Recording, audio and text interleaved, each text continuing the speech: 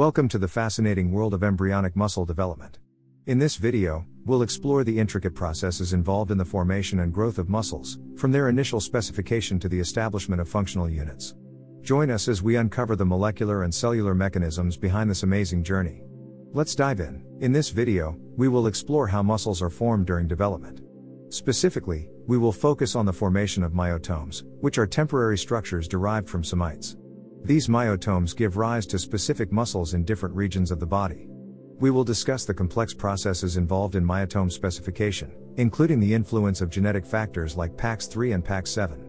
Additionally, we will explore how signaling molecules like SHH and Notch help establish regional identity within myotomes. Myogenic regulatory factors, MRFs, are transcription factors that control muscle development. Two important MRFs are MyoD and myogenin, which are essential for the differentiation of myoblasts into muscle fibers.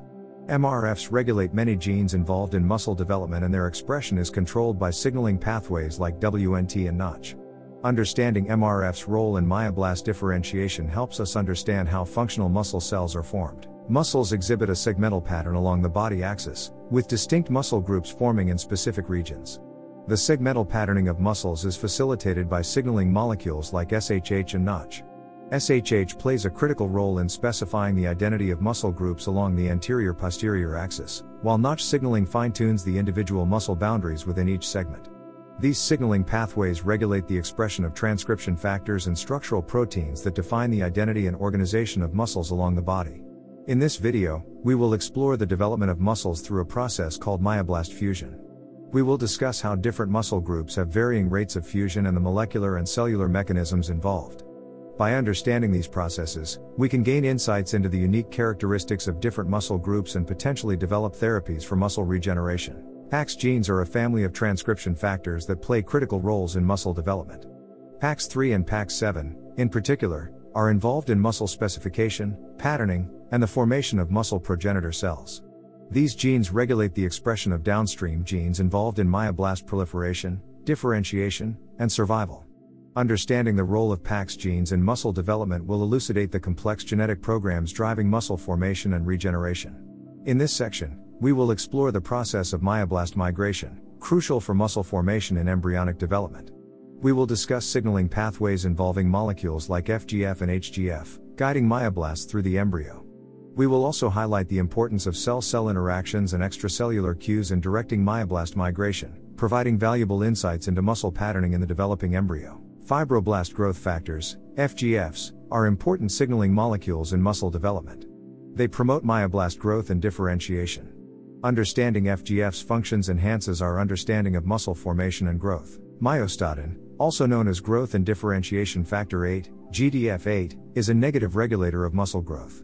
This fascinating protein controls muscle size by inhibiting myoblast proliferation and differentiation. Mutations in the myostatin gene lead to natural muscle hypertrophy, as observed in certain breeds of animals. Understanding the mechanisms by which myostatin influences muscle size regulation not only contributes to our knowledge of muscle development but also holds potential therapeutic applications in the treatment of muscle wasting conditions and enhancing muscle regeneration. Cardiac muscle development differs from skeletal muscle development. Specific factors, like NKX2.5 and GATA transcription factors, determine the cardiac lineage and drive progenitor cell differentiation into functional cardiomyocytes. The establishment of rhythmic contractions, mediated by intercalated discs, is vital. Studying these processes helps understand heart formation and potential cardiovascular interventions. Smooth muscle is a critical component of organs, playing a role in their structure and function. The differentiation of smooth muscle precursors involves specific transcription factors like serum response factor and myocardin. These factors regulate the expression of contractile proteins, enabling the development of smooth muscle cells. Signaling molecules like transforming growth factor beta and Notch also play essential roles in determining smooth muscle pattern and contractility. Understanding the molecular mechanisms underlying smooth muscle development helps us understand organ development and treat smooth muscle-related disorders. This video explores the molecular interactions and signaling pathways involved in the formation and maintenance of the neuromuscular junction during muscle development. Key players include agrin, mu-SK, WNT, and Rho-GT pathways. Understanding these mechanisms is important for studying neuromuscular diseases and developing treatments. Muscular dystrophies are genetic disorders that cause progressive muscle degeneration. Specific genes and pathways are involved in each type of dystrophy.